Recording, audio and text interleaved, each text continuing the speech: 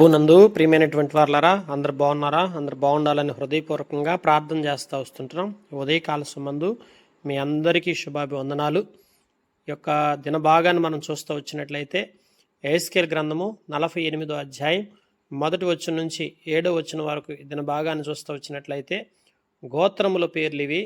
దానియేలుకు ఒక భాగము, అది ఉత్తర దిక్కు సరిహద్దు నుండి హమాతునకు పో మార్గం వరకు, హెత్లోనుకు సరిహద్దు వరకు, హెసారునకు అను దమస్కు సరిహద్దు వరకు, హమాతు సరి మార్గమున తూర్పుగాను పడమరగాను వ్యాపించిన భూమి. ఇక్కడ దేవుని వాక్యం చూసినట్లయితే గోత్రముల యొక్క పేర్ల చొప్పున ఒక్కొక్క గోత్రానికి ఒక్కొక్క స్వాస్థ్యముగా పంచుకొనదగినటువంటి భూమి ఇదేనని చెప్తున్నాడు. ఇశ్రాయేలు యొక్క 12 గోత్రముల వారికి వారి యొక్క గోత్ర భాగాన్ని బట్టి వారికి సపరేట్గా ఎవరికి వారికి భూమిని పంచి ఇవ్వడం జరుగుతూ వచ్చింది. ఆ యొక్క కానాను ప్రదేశంలో ప్రవేశించినంత వరకు ఇశ్రాయేల్ జనాంగానికి కానాను దేశాన్ని నేను ఇస్తానని దేవుడు చెప్పి ఉన్నప్పుడు, వారు కానాను దేశంలో ప్రవేశించడానికి అనుభవించడానికి, ఆ కానాను దేశంలో ఇవ్వనైనటువంటి ఆ స్వాస్థ్యాన్ని అనుభవించడానికి మధ్యలోనే ఆ యొక్క స్వాస్థ్యం యొక్క విలువ తెలియక చాలామంది నశించిపోతూ వచ్చారు.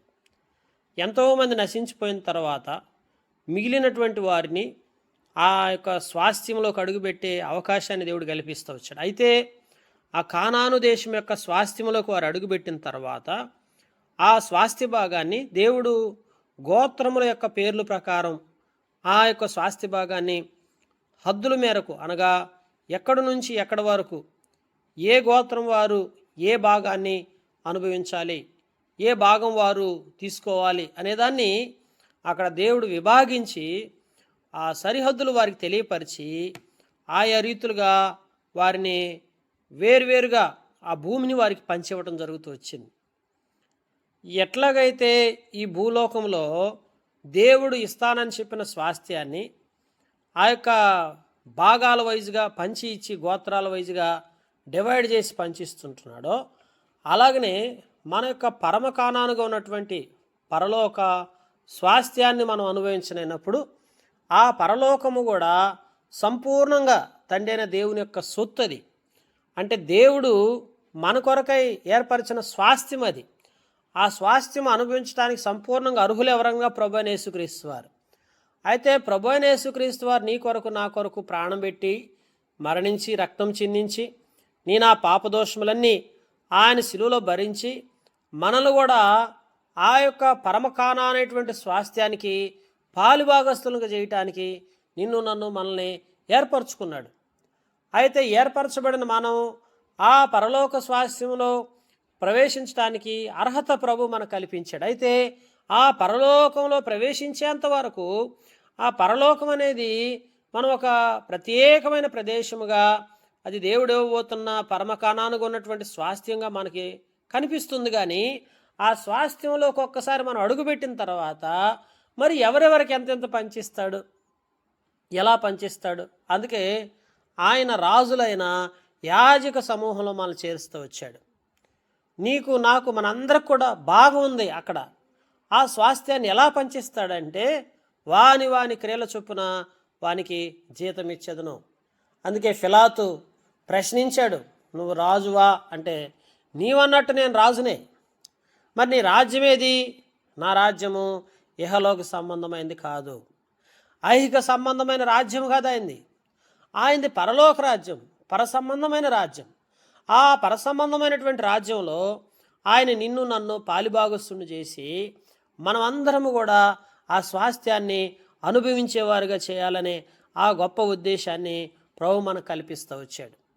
అయితే ఇప్పుడు ఈ రోజున ఈ భాగము ఎలా పంచబడుతుంది? అందుకే ఇప్పుడు నఫ్తాలీలకు ఒక భాగం, నఫ్తాలీ సరిహద్దులను తూర్పు పడమరలకు మనష్షేలకు ఒక భాగం, మనష్షేలు సరిహద్దులు అనుకొని తూర్పు పడమరలకు ఎఫ్రాయిములకు ఒక భాగం, ఎఫ్రాయిం సరిహద్దును అనుకొని తూర్పు పడమరలకు రూబేనీలకు ఒక భాగం, రూబేన్ల సరిహద్దును అనుకొని తూర్పున పడమరలకు యోదావారికి ఒక భాగం. కనుక యోదావారికి ఒక భాగం, రూబేనీలకు ఒక భాగం, అలాగే ఎఫ్రాయిములకు ఒక భాగం, అలాగే నఫ్తాలీలకి ఒక భాగం. ఇలాగ వేరువేరుగా గోత్రాలను బట్టి వారి వారి భాగాల్ని ఎలాగైతే ఆ యొక్క భూలోకంలో ఈ యొక్క కానానులో పంచి ఇచ్చాడు దేవుడు, అదేవిధంగా పరమ కానాల్లో కూడా మనకి దేవుడు రేపటి దినమందు ఆ యొక్క రాకడ సమయంలో మనం ఆ నిత్యత్వంలోకి అడుగుపెట్టినప్పుడు ఆ నిత్యమైన రాజ్యంలో నీ కొరకు కూడా తన భాగాన్ని నీకు అప్పగించేటువంటి దేవుడు. అయితే ఆ భాగం ఊరికే కాదు కదా, ఇప్పుడు ఈ లోకంలో మనం ఎంత మేరకు ఆయన కొరకు మన జీవితంలో సమర్పణ కలిగి ప్రాణాత్మ దేహాలు ప్రభువుకు అర్పించుకొని ప్రభు కొరకు మనం క్రయం చెల్లించేవారుగా నీవు నీ జీవితంలో ఎంత భాగం అయితే ఆయన కొరకు నువ్వు అర్పించుకుంటావో అంత భాగం అక్కడ స్వాస్థ్యంగా నీకు ఇవ్వబడుతుంది.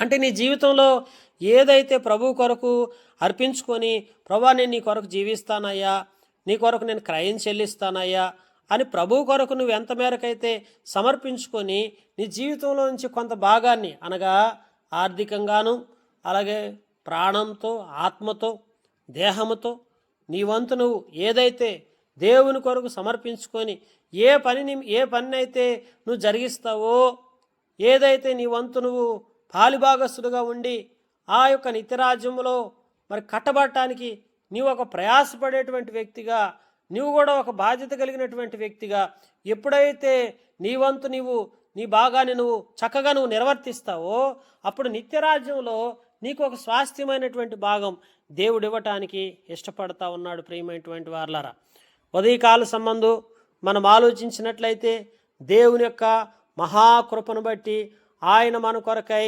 సరిహద్దులు ఏర్పరిచి మన కొరకు స్వాస్థ్యాన్ని, మన కొరకు నివాసాలు, అందుకే అంటాడు మన కొరకు పరలోకంలో అనేకమైన నివాసాలు ఉన్నాయి నా తండ్రి ఇంట అని ప్రభువైన యేసుక్రీస్తు వారు చెప్తున్నాడు. నా తండ్రి ఇంట అనేక నివాసాలు కలవు అంటే దేవుడు ఇక్కడ భూలోకంలో తలవాల్చుటకైనా స్థలం లేనటువంటి యేసుక్రీస్తు ప్రభువారు నా తండ్రి ఇంట ఉన్న అనేక నివాసాలు అని మాట్లాడుతున్నాడు. అంటే దేవుడు భూమి మీద మానవుడి కొరకై సిద్ధపరిచినటువంటి ఆ శ్రేష్టమైనటువంటి నివాస స్థలం అది, ఆ శ్రేష్టమైన కానాను. అక్కడ ఏది లోట్లేదు, ఏది తక్కువ కాదు, అక్కడ అన్నీ కూడా దేవుడు మనకి కావలసిన ప్రతిదీ కూడా అనుగ్రహించే దేవుడు. అయితే నీ భాగం ఎంత, నువ్వెంత మేరకు ఆ భాగాన్ని నువ్వు సమకూర్చుకుంటున్నావు. అందుకే సత్క్రియలు భూమి మీద మనం చక్కగా జరిగించినప్పుడు ఆ సత్క్రియలని ధనం అక్కడికి పంపినప్పుడు మన యొక్క భాగం మనకి ఎంత మేరకు ఇవ్వాలనేది దేవుడు సిద్ధపరుస్తాడు. ఈ భూమి మీద నీ కొరకు నా కొరకై నీ భాగాన్ని నీకు ఇచ్చుట కొరకై నీ యొక్క స్వాస్థ్య భాగాన్ని నువ్వు అనుభవించుట కొరకై నన్ను ప్రభు ఎదిగి రక్షించాడు. ప్రభు ఈ లోకంలో ప్రతి వ్యక్తిని వెదకి రక్షించడానికి కారణం ఏంటి? తన స్వరక్తమిచ్చి సంపాదించిన సంఘంలో ఎందుకు నేను చేర్చాడు? ఆయన స్వాస్థ్య భాగాన్ని అనుభవించాలని, ఆయన ఇచ్చే స్వాస్థ్యాన్ని పోగొట్టుకోకూడదని, ఆయన ఇచ్చినటువంటి ఆ శ్రేష్టమైన స్వాస్థ్య భాగాన్ని దూరపరచుకోకూడదు. ఈరోజు చాలామంది స్వాస్థ్యాన్ని నిర్లక్ష్యం చేస్తున్నారు. ఇశ్రాయేలుకి కానాను దేశము స్వాస్థ్యము అనుభవించే ఆ అర్హత ఉన్నప్పటికీ, అవకాశం ఉన్నప్పటికీ వారు ఆ స్వాస్థ్యాన్ని పోగొట్టుకున్నారు. నిజంగా ఏశావు స్వాస్థ్యం యొక్క విలువ తెలియనప్పుడు స్వాస్థ్యం ఏముందలే అనుకున్నాడు కదా. దేవుని యొక్క ఆ దేవుడిచ్చే ఔన్నత్యం, దేవుని యొక్క శ్రేష్టత నీకు కరెక్ట్గా అర్థమైతే నువ్వు నీ జీవితాన్ని దేవుడికి అర్పించుకుంటావు. ఎప్పుడైతే నీ జీవితాన్ని దేవుడికి అర్పించుకుంటావో, ఎప్పుడైతే నీ ప్రాణాత్మ దేహాలను ప్రభు కొరకు పాలుభాగస్తులుగా ఉండి ఆయన కొరకు క్రయం చెల్లించి ఆత్మల భారంతో సువార్త ప్రకటిస్తూ ఇతరులకు ప్రేమ చూపిస్తూ సహవాసంలో ఎదుగుతూ దేవునికి ప్రాధాన్యతనిచ్చి ఆ గొప్ప ధన్యకరమైన జీవితాన్ని కలిగి ఓ ఇశ్రాయేలు నీ భాగ్యం ఎంత గొప్పదో అనేటువంటి ఆ భాగ్యాన్ని నువ్వు గుర్తిరిగి ఎప్పుడైతే చక్కగా ఆయన కొరకు జీవిస్తావో, ఆయన మహిమ నిమిత్తమై నువ్వు ప్రయాసపడతావో అప్పుడు నిత్యమైన స్వాస్థ్యాన్ని నువ్వు అనుభవిస్తావు. కనుక దేవుని యొక్క వాక్యంలో మనం చూస్తుంటున్నప్పుడు ఆ నిత్యమైన స్వాస్థ్యాన్ని ఊరికే ఏ మానవుడు అనుభవించలేడు. ఈ లోకంలో ఏదైనా ఒక స్వాస్థ్యం మనం అనుభవించాలంటే దానికి చాలా కష్టపడాలి, దానికి చాలా ప్రయాసపడాలి. అయితే ఈ ఐక్య సంబంధమైన ఈ లోకం కోసం నువ్వు ఎంత ప్రయాసపడినా చివరికి ఇదంతా వృధా వ్యర్థం.